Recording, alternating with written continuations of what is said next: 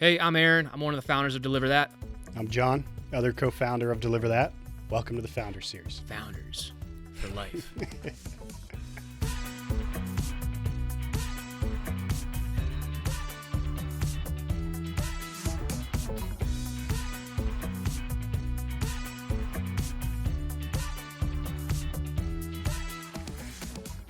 I mean, you like that, right? Founders. I did like that.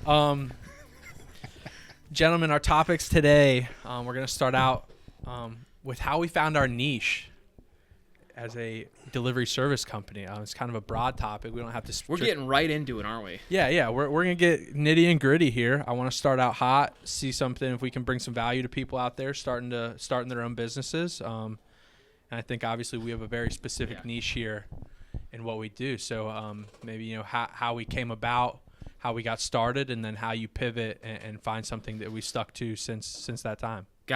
Awesome. Before we even get into the question, though, I think, John, maybe you and I can take a couple seconds to talk to the 10 people listening to this podcast right now. Hopefully it's a lot more. You don't have to downplay it. I'm being humble, okay? It's 10.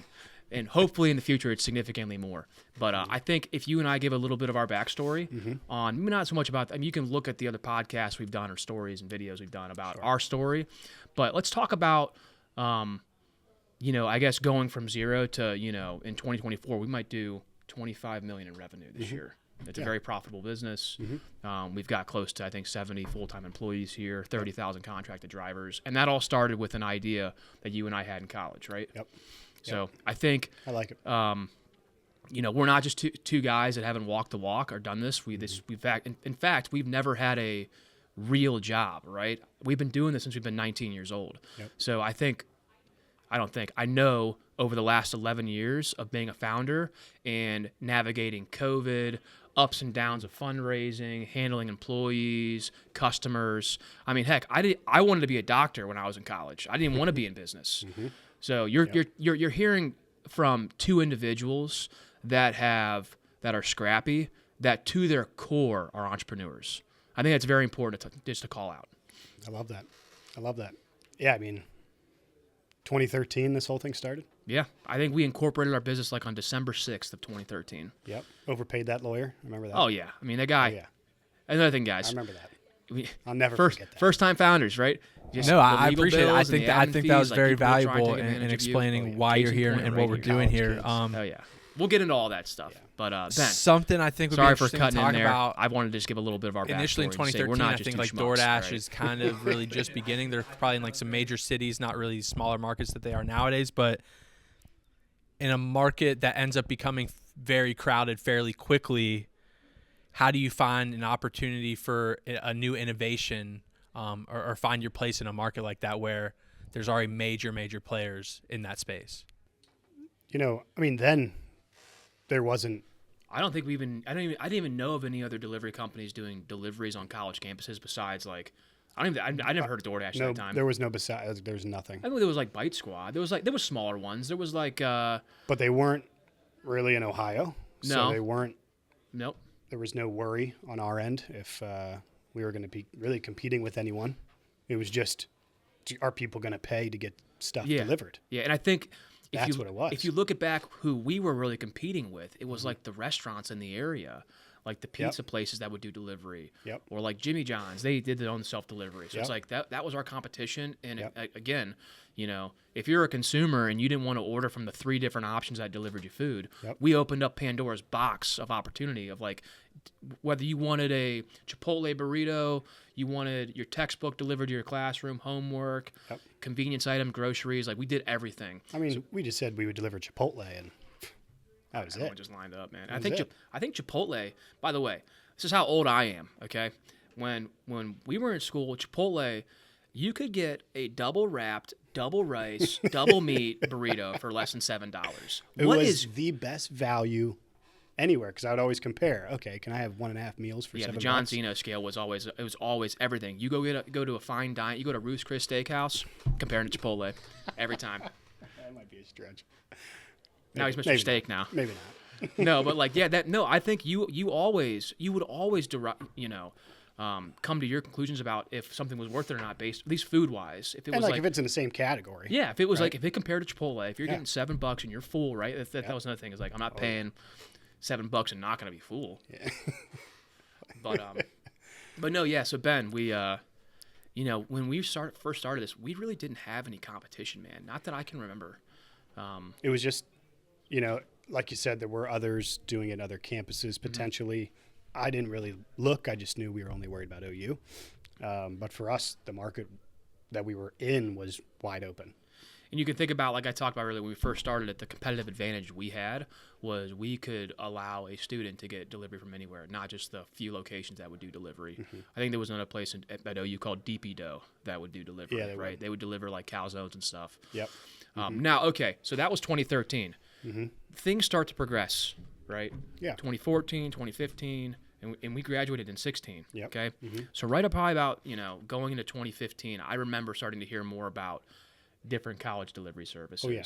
It started really heating up, and at that time, none of them made their way to OU. Yeah. Where we went to Ohio University for everyone, not Oklahoma. All right. So we went to Athens, Ohio. Go Bobcats. So yeah, it started heating up then, and at that point, again, we're thinking to ourselves, well, we're just trying to have a delivery business here that makes some money, that pays for school, and like we really didn't even think about, Ben, like the niche topic here, man, until post-graduation. Then because the places we would go, there wasn't competition. It was just, can you execute? Nothing. Can you get customers? Because you knew it was going to work because it worked at OU. So the same caliber of people as at every other campus. I remember, people would be like, "Oh, you're like, some sort of, online ordering technology." Like Yelp had one for a little bit, like Eat24 or something. It's like, no, that's not who we compete with. Like, we're not. You can't order food from us directly, right? Like we weren't like syncing into a POS or like menu management or anything. It was if you would place an order, we would go it's like a typical courier model. We'd go get your food for you. Yeah. So it's like we didn't really have any competitors until, like I said, we started to graduate. And then Ben, I know you're gonna chime in here, but like the niche thing really came alive when we tried to get our on-demand business model here in Canton, Ohio. Yeah. And that's where, hey, we can't compete with the DoorDashes. We can't compete with the Uber Eats of the world, the people that are well-funded. They have incredible technology. Their app, killed ours. Our app didn't even work half the time. I remember even just thinking about our skills, you and I. I remember since we went, viral, that I thought we were marketing experts. We're like, we know how to talk to, our generation. And then you come back here to Canton, Ohio, you just get slapped in the face. You see that mascot over there?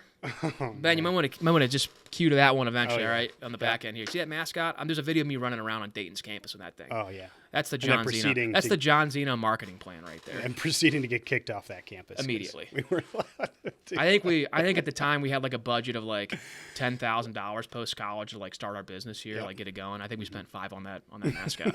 Great ROI. Yeah. Incredible. Incredible. It was terrible.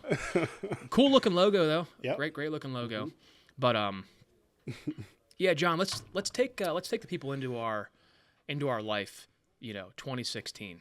Yeah. Okay. So you and I just graduated school. I was in Los Angeles for a couple months during the summertime. Yep. I was painting. Yeah, you're painting. Yeah. Terrible. Man, I hate painting. Same. But yeah. So I come back. That'll make you work hard. I come back from LA. Yep. Freshly off losing 30 pounds. By the way, I got in like the best shape of my life out there. August. Yeah. You're back. I had the LA fade. Oh yeah, I talked about that for a long time. Yep. So I was like a different person at that point. Yep. And I remember we tried to get this on-demand delivery business here in Canton, Ohio, and like you just couldn't do it. And so we went into a restaurant in the area. I don't think it's in here anymore. It's not here anymore. Nope. And we go to Ruby Tuesday. Yeah, it was Ruby Tuesday. Right. Great brand. Yep. Loved their food. Great salad bar. Oh, it's croutons. Yeah. Oh yeah. Soaked in something. And oil. But we went in there, and I still talked to the GM that we first pitched. Well, we walk in khaki shorts because we were in a fraternity, khaki shorts, polo. Basically what I'm wearing right now. And Sperry's because we thought they were professional. He claims that manager claims you were walking in flip-flops. I was like, well, I've never worn flip-flops. He definitely embellishes the story a little bit when he talks about it. It's like we didn't look like we were like two homeless dudes. Like, Yeah. we looked like a couple guys that just got off a boat, like a boat, like a frat party. That's what we looked like. Yeah, basically. And we pitch him and two of his other managers, at least two. There's definitely a few of them and only a couple of us. And he said, we'll do your on-demand stuff. We're not going to turn down if you're going to give us free orders. We'll take it. But I have these catering orders that are just along the side of the wall over there that none of my servers want to take because they're always during the lunch rush when they make their tips. They make their money during the lunch rush. They don't want to go take catering orders, drive their own car, pay for gas, all that type of stuff. So we took one. Wait, let's rewind here real quick, okay? John didn't want to do the OU the campus delivery. Yeah. What did you say when we were first going on this route? Well, I watched some of our drivers struggle to pick up, a burrito or two. So I could only imagine the difficulty in picking up $300. Long story short, John said he didn't want to do this. All right, again, 2 times now. I think that's the filter for a good idea. Yeah, if John doesn't want to do it, you want it. Yeah. You're bullish on that idea. All right. Yeah, hesitant if I want to do it. Yeah. So, I remember, we were saying, let's try it, man. Let's try it. And right there, Ben, we took the first catering order for, at the time, it was... I think it was just the next day. It was DeliverThat. It wasn't OU Delivery or Campus Delivery this time. It was DeliverThat. Yep. And we changed that name, 2016? Right when we got out of college. Yeah, May Yep. or April. We went from OU, like Ohio University Delivery, to Campus Delivery. We went to Campus Delivery because we started launching new schools, right? Kent State, Ohio State. Yep. And then we went to DeliverThat because at the time we were trying to raise money to build an application, which we ended up giving away equity in our company. It was a terrible decision. We got it back though. We bought it back. We didn't know how to speak the language of building, we got again tech. Founders. Rule number 1 here: if you're a young first-time founder, people are gonna try and take advantage of you at every single step. Get some people in your corner that can speak the languages of law. All types of different accounting, things. Money. If you're in technology, tech. man, you got to have a principal in your business that is super focused on technology. And you don't have to be able to do it all, but you have to have people in your network that you can trust because you can't just call up a lawyer, hey, help me. Yeah, they don't work that way. You got to be careful. But anyways, back to the niche thing. We take this delivery, okay? We load it up in our car. The guy says, hey, next time, you said we took the delivery the next day, right? Yeah, I think so, yeah. So, he's like, come back tomorrow, wear slacks, wear nice shoes, look like you're going into a boardroom, and, dress the part. He's like, when you get there, set the food up like this. You don't just throw it on the table, you get a signed receipt, be nice and polite. And so we did that. We took that delivery from that Ruby Tuesday, about 10 miles away, set it up real nice. People were happy. We were bringing them lunch. It was like everyone's face lights up when you walk in. It's like a medical facility. Yep. And right after we get, I'm having the person sign sign the receipt, and they leave us like a $30 or $40 tip.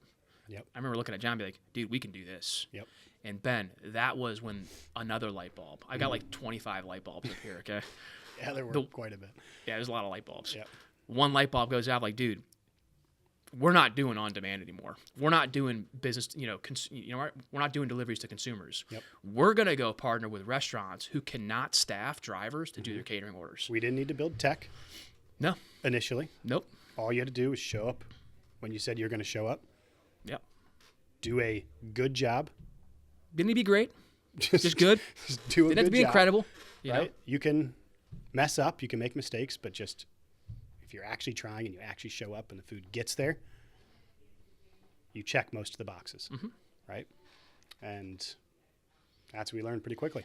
And again, Ben, at the time, like we're juggling, like how do we get this on demand stuff here in Canton, Ohio, when you've got DoorDash and Uber Eats or they're doing everything besides, they're getting orders from consumers, they're taking the deliveries from restaurants, they're handling different things, and then there's us with nothing. So like finding your niche in a market that's crowded, it'll make or break your business. Yeah. Like entirely. Yeah.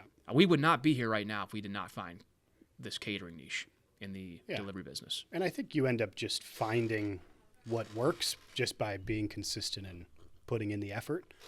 It took us 3 maybe even 4 years almost to find catering, right? 3 years to find catering. We could have just kept going. Could have said, we don't want to do catering. I want to keep, we've made money this other way. Let's stay with the other way. Mm-hmm. But I think if you have an idea, you can't just be married to the idea. You have to be able to. Gotta be able to pivot, dude. You have to be able to pivot. As we take it easy. Take it easy. It's like the 4th time he's done that. We've been talking to other founders lately, and that to me is the main thing, is that you might not even be correct. Yes, your idea sounds great, but you might not be correct the first time. But if you're willing to give up on that idea and follow whatever your customers are saying, then you could be successful. And for my more, and Ben, I know you keep pulling the mic. I don't know if you want to chime in now, but I have one more thing I want to talk about. Go. Because, there are going to be founders that listen to this that say like, well, I'm going to school to be a founder, or I've always wanted to be a founder. Like, we didn't always want to be a founder. Okay. So you're going to have to use there's a term, total addressable market, TAM, people call it. Okay. Understanding your total addressable market in any business you go in is critical. It's something that we never did for the longest time. Mm-hmm. And when you look at an entire market, it's like a pie, right? Okay, you got one big pie. Say that you wanted this the delivery industry. Well, that pie is broken up into certain slices. Some could be, grocery delivery. Some could be mealtime or on-demand delivery, catering delivery. Packages. Yep. It all falls under like delivery, right? Mm-hmm. And then each of those pieces of that market gets sliced up with who owns the market share, right? So if you look at the pie, right, everyone, like the food delivery pie, everybody wanted that mealtime order, that Ben Alcar ordering off DoorDash to get, $40 worth of Taco Bell. No, I'm shaking his head. Taco Bell, yes. Okay. Every big player wanted that customer. They wanted that customer to order off their app 5, 6, 7 times a month, okay? Yep. We could not compete in that market. That's the bigger slice of the pie, but there was this little sliver, right, which was catering delivery. It was. And we started to attack that where no one else wanted it. Well, and it made so much sense because restaurants, I think the average restaurant's bringing in a couple grand, $5,000 a day revenue. Average catering order is $350. If you do a few of those a day, you could double, 30%, whatever, increase your revenue pretty quickly. And by only having to fulfill one customer in your restaurant instead of 30 or 50 or 100. Try and compare this to a different industry, because not everyone's going to be in the food industry that's listening to this. Like, how you're in real estate now, right? Mm-hmm. Like, you're doing a lot of commercial real estate. Yep. Like, you're not in the day-to-day of this business anymore. Mm-hmm. Like, try and compare this on what you see on the real estate side to compare to like how we carved out our niche. Like what specifically are you guys doing in Cleveland right now in your niche for real estate? I think it's really unique, and we're focusing on specific types of homes that are a little less risky when it comes to the overall fluctuation of the market.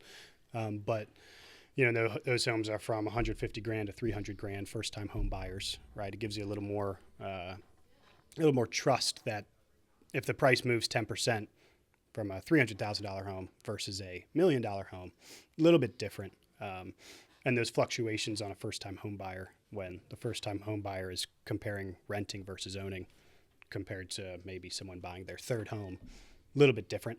But when you talk about relating it, how restaurants treat catering compared to a normal single order, I think it would be buying single-family homes versus buying, entire apartment complexes, right? You got retail pricing at wholesale volume, and that's exactly what we saw in the restaurants, and that's really why we attacked it. I'm gonna toot his horn here, because I think what he's doing in Cleveland is incredible. And if you look at what he just talked about, right? There's that big pie. There's that real estate market in Cleveland. He's carving out a specific piece of that pie for him and his team to go attack. Mm-hmm. He learned that from what we did here. Mm-hmm. It wasn't like you went to school or a class on that, did you? Nope. Like, that's a principle that's been instilled in you from us building a business. Like, our team could easily go and work on $500,000 homes, $1 million homes. But if we catch it at the wrong time and rates go up or prices drop, then there's a lot more risk. So I've learned so much more about risk from this business, and you don't have to put everything on the line every day. Absolutely. Right. Absolutely. If we could bounce back a little bit, I know some things that were said early on, maybe like even by your dad, maybe John or something like that, but like what college kid is going to pay for food to get delivered and things like that? I know that's a Mr. Hoffman right there. Oh, is that okay? So maybe Aaron's dad. He still makes fun of me for that, by the way. So something obviously you have to be concerned about at the beginning of business is who your customer is going to be, who's going to consume the product you're selling. So, like, how important is that when you're trying to carve out a niche? Or were you guys concerned about college kids paying for food delivery? Were you concerned about restaurants paying for the delivery service? What were you thinking when it came to a customer in this kind of niche? Well, again, if you look at our entrepreneurial journey as before we graduated and then after, I think you're talking to two different people here. We're completely different now than when we think about things compared to what we did in college. Yeah. In college, it was pretty simple. I think we charged like a $3 or $4 delivery fee. Yes. And it's like everyone was just, we didn't do any surveys or like qualify that anyway. We just knew like as college kids, like we were the consumer. Yep. Like we knew like what we would pay and we just said, okay, we'll just give that to everybody else. Yep. But now when you talk about like knowing your consumer, it is so important. And I think for any business, knowing, what you're building, whether it's the product or service you're providing to your customer, not only do you need to know that customer profile, you need to be regularly talking to them and getting their feedback, because you can't make your product or service any better, bring more value to that consumer unless you know what they want or like what they need. Yeah, spot on. Yeah, I completely agree. Yeah, so I mean, again, going to kind of go back to the delivery business now, okay? When we first found out catering, the niche of catering, we didn't know what catering was. We didn't know what which restaurants catered or didn't cater, right? And we got this bright idea to help a restaurant in Cleveland, Ohio, deliver food to like 17 different states. We would go to Detroit, we would go to Columbus, we'd go to Pittsburgh, we'd go to from Cleveland, New York, we'd go to from Cleveland. The guy would be pumping out food. Yep. We might have had 20 or 30 drivers at this point. Yep. And we're just doing catering delivery. And like we thought this was a great customer for us. Yep. And it did learn a lot. Learned a lot about how to collect money as well. Right? When you're down your last $2,000 and you got 10 grand owed to you. Yeah, you got to pay the drivers $5. Yeah, it's the sweat starts coming down, right? But at the time we looked at catering as like we just want to take any orders that are out there. We didn't know the customer, which was the restaurant partner, right? Which is the restaurant that was trying to use our fleet of drivers to take these deliveries. I think if we would have had a better idea on the catering business and like the customer, we would have gone so much faster. Yeah. Because we spent a year or two trying to understand how to service the catering business. And a lot of it for me was proving to myself that we were correct. We would continue to reinforce that people did want to do catering, people cared, that we were right, because we just pivoted the whole business. Yeah. After spending our whole entire college building this business, and I was still trying to, every day you wake up and you haven't made much money yet, you're just still unsure if you're correct.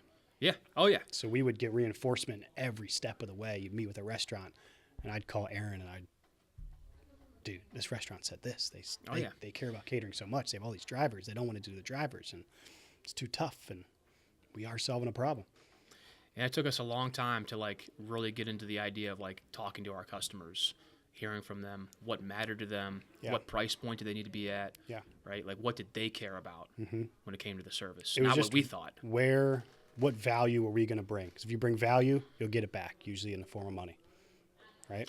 So it's like, are we bringing value to these restaurants? What is the problem that we need to solve? And I think, one of the easiest ways to get your foot in the door in any sort of product or service is have competitive pricing, right? If you look at what we did for on-demand delivery. We didn't have the best technology. We didn't have a driver app. We didn't have a consumer-facing mobile app. We had like a website you could order off of. Yeah, we had that web app, but that it was terrible. But like we got our foot in the door with consumers to try us because we offered the cheapest delivery rates. So like price is going to be the easiest way to get your foot in the door. And then from there, you got to look at your customer profile, right? Again, talk to them what matters to them.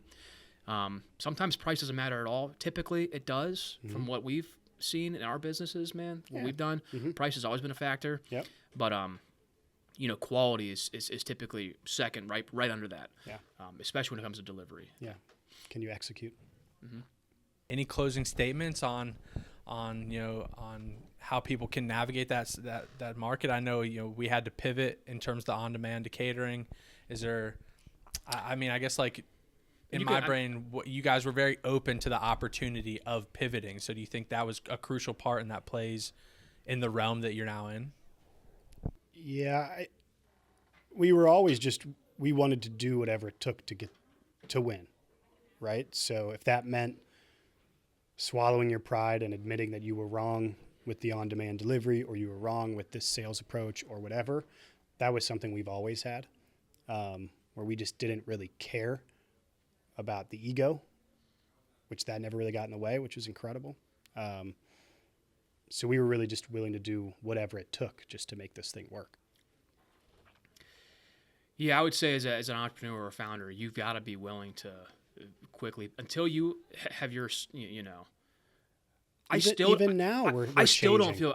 don't feel comfortable even with a business the size of ours now. Right now you feel like you want to make sure you don't lose it. So how do we really insulate? It's like if you don't adapt to like change or be open minded and you're closed minded, man, your competition, whether you think so or not, your competition is going to come and eat your lunch, man. Yeah, because if you're winning right now, they just want to take you down. Yeah, they're just. So you've got to have an open mind. You got to be willing to pivot, and you got to be what John said, like no ego, right? If you have an ego as an entrepreneur, you're going to fail. I mean, you and I both stepped down. I stepped down as president. You stepped down as CEO.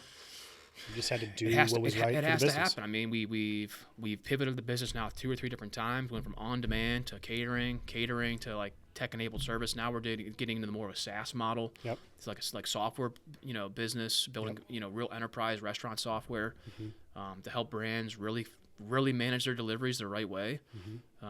It's like I think everything we've done, we were correct then. Yeah. But you might not be correct now. Things change. The markets change. Consumers get used to delivery, so now they want it cheaper because it's not as novel as it was.